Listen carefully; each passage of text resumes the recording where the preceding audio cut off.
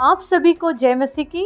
प्रियो, वचन में जाएं और हम ये समझें कि जब यीशु मसीह जगह जगह जाते थे तो वहाँ मुर्दे जिंदा करते थे, चंगाई देते थे लोगों को, बीमार अच्छे होते थे। कई ऐसे हालात जो प्रभु सही कर देते थे, बिगड़ा हुआ सब सुधारते थे। और इन सब बातों के बाद यीशु मसीह जब यरूशलेम में आए और वहाँ पे एक भेड़ फाटक के पास एक कुंड था जो इब्रानी भाषा में बैतसहदा कहलाता है, उसके 5 ओसारे हैं।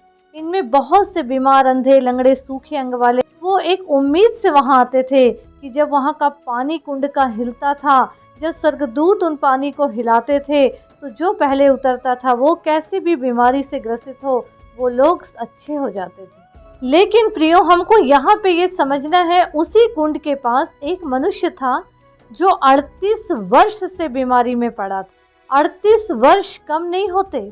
यीशु ने उसे वहां पड़ा हुआ देखकर और ये जानकर कि वो बहुत दिनों से इस दशा में पड़ा है, उससे पूछा, क्या तू चंगा होना चाहता है?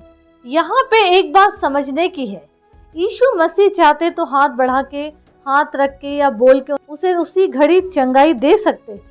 लेकिन यीशु मसीह ने उस मनुष्य की इच्छा को जानना चाहा कि ये चाहता क्या है। कहीं ऐसा तो नहीं कि 38 साल से पड़े पड़े वो भी बेफिक्र हो चुका है, अब तो मेरे को मरना ही है, ऐसे ही पड़े रहो।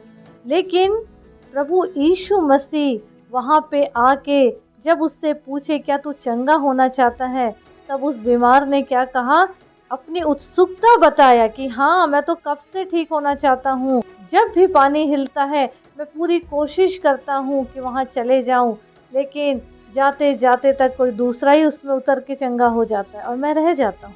लेकिन जब यीशु ने उसके अंदर की उत्सुकता को देखे, उसके अंदर की लालसा को देखे कि ये तो हर बार कोशिश तो करता है कि मैं अच्छा हो जाऊं, वो सारी बातों को जब यीशु मसीह ने देखा, समझे, तब यीशु मसीह ने थोड़ा भी समय नहीं गवाए और क्या कहा उससे, उठ और अपनी खाट उठा और चल फिर। जैसे यीशु मसीह का बोलना था और वो 38 वर्ष से जो बीमार था वो फट से उठा और अपनी खाट उठा के वहाँ से चला गया। प्रियो, यहाँ पे हमको एक बात समझना है कि 38 वर्ष से ये बीमार वहाँ पड़ा था, वो अच्छा हो गया, ये एक बात अलग है। लेकिन हमको यहाँ पे ये समझना है कि 38 वर्ष से बीमारी की दशा से जब वो बाहर निकला, चंगा हुआ, तब वो क्या किया उसने? क्या उन 10 कोड़ियों की तरह जिनमें से एक ने आके प्रभु को धन्यवाद दिया और बाकी 9 चले गए अपने रास्ते? लेकिन इसने ऐसे नहीं किया। जब दोबारा यीशु मसीह की उससे मुलाकात हुई, तब वो कहाँ मिला? आइए हम वचन के माध्यम से देखें। अगर हम यूहन्ना रचित सुसमाचार 5 अध्याय उसका 14 पद पढ़ेंगे तो वचन कहता है, इन बातों के बाद वह यीशु को मंदिर में मिला। कहाँ मिला? परमेश्वर के भवन में। और यीशु ने उससे कहा, देख, तू चंगा हो गया है, फिर से पाप मत करना, ऐसा ना हो कि इससे कोई भारी विपत्ति तुझ पर आ पड़े। हमको यहाँ ये समझना है कि जब हमारे जीवन पर हम प्रभु से दूर रहते हैं और हमारे जीवन पर कई ऐसी भारी समस्या, विपत्ति, बीमारी जब आ जाती है और वो बहुत लंबा चलता है, तो हमको ये समझना है कि हमको प्रभु के और नज़दीक आना है, प्रभु के पास और गिड़गिड़ाना है, प्रभु को पूरी रीति से पुकारना है, उस पे पूरी रीति से निर्भर होना है, भरोसा रखना है। जब हम ऐसा करेंगे तो प्रभु परमेश्वर पिता ये चीज़ देखेंगे कि हमारे अंदर लालसा है क्या चीज़, क्या ये सच में आत्मा की सच्चाई से मुझे पुकार रहा है, या सिर्फ कपट रख के कि अच्छा हो जाए तो फिर किनारे कर देंगे करके। लेकिन यीशु मसीह ने उससे क्या कहा कि तू अच्छा तो हो गया, तुझ पे दया हुई है, अब पाप मत करना। लेकिन आज के युग में प्रियो, आज ऐसा है कि काम निकल गया और किनारे कर। क्यों आज लोग उभर नहीं रहे हैं? क्यों आज लोगों की दुआएं नहीं सुनी जा रही? क्योंकि लोगों के अंदर का दिल कठोर पत्थर हो गया है, उनको सिर्फ अपना फायदा चाहिए। आज का मानव बस ये सोचता है कि मेरी जरूरत पूरी होती रहे बस।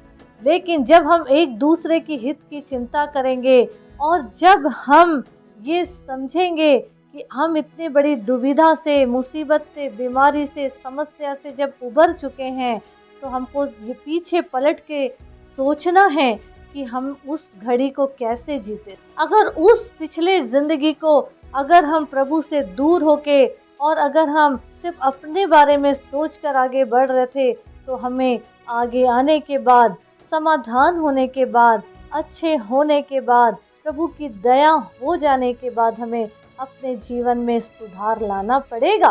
जब हम सुधार लाएंगे तभी हमारे जीवन में प्रभु की आशीष बनी रहेगी। नहीं तो खुदा ने पहले ही बोल दिए हैं कि अगर तुम ऐसे ही रवैया रहेगा तो वो जो बीमारी समस्या से तुम उबरे हो उससे भी बड़ी समस्या तुम्हारे ऊपर विपत्ति आ सकती है, और वो ऐसी विपत्ति हो सकती है कि तुम्हारा सब कुछ, यहाँ तक कि तुम्हारी जिंदगी भी नष्ट हो सकती है। प्रभु ने उसको आगाह किए, अब तू अच्छा हो गया है तो फिर से पाप मत करना। इसका मतलब ये हुआ कि हमारे ऊपर कोई भी समस्या, मुसीबत, बीमारी आती है तो हमारे पापों की वजह से। हमें दूसरों का न्याय नहीं करना है, हमें अपने आप को सुधारना है पहले, क्योंकि वचन यूहन्ना रचित सुसमाचार 5 उसका 22 पद कहता है कि पिता किसी का न्याय नहीं करता, परंतु न्याय करने का सब काम पुत्र को सौंप दिया है उन्होंने। यीशु मसीह के हाथ में न्याय है, तो इसलिए अपने जीवन को प्रभु यीशु मसीह के हाथ में सौंपे प्रियो,